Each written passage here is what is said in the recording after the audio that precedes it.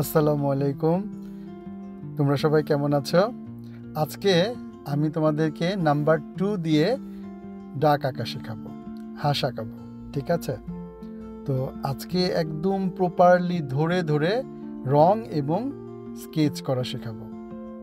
তো অলরেডি তোমরা দেখতে পাচ্ছ যে আমি যেহেতু নিচে অনেকগুলো ছবি আঁকবো এবং রং করব, তাই একদম উপর থেকে স্টার্ট করেছি।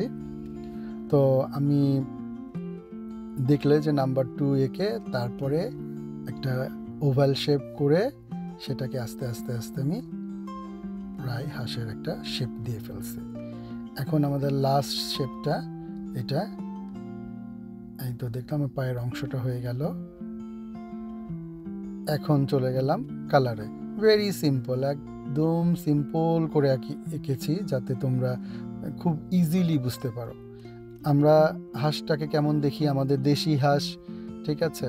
মাথার দিকটা একটু গ্রিন গ্রিন, পাখার অংশটা একটু ব্রাউন।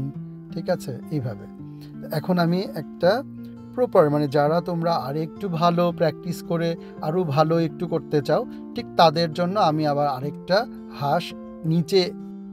এরপরে আমি মাথার দিকটা একটু গ্রিন দিয়েছি, লাইট গ্রিন, আর পাখার দিকটা উইংসটা আমি একটু লাইট ব্রাউন করেছি, আর লেজের অংশটা আমি একটু ডার্ক ব্রাউন করেছি।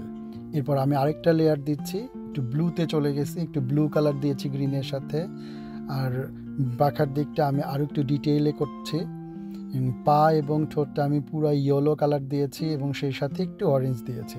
আর নিচের অংশটা আমি একটু ল্যান্ড দিয়েছি, পাশে একটু রিভার থাকছে, যাতে হাঁসটা কি রিভারের দিকে যাচ্ছে।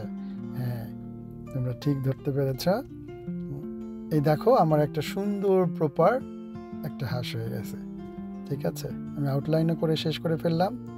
ঠিক আছে, নেক্সট ভিডিওতে আবার দেখা হবে। এই পর্যন্তই তোমরা প্র্যাকটিস করতে থাকো, ভালো থাকো।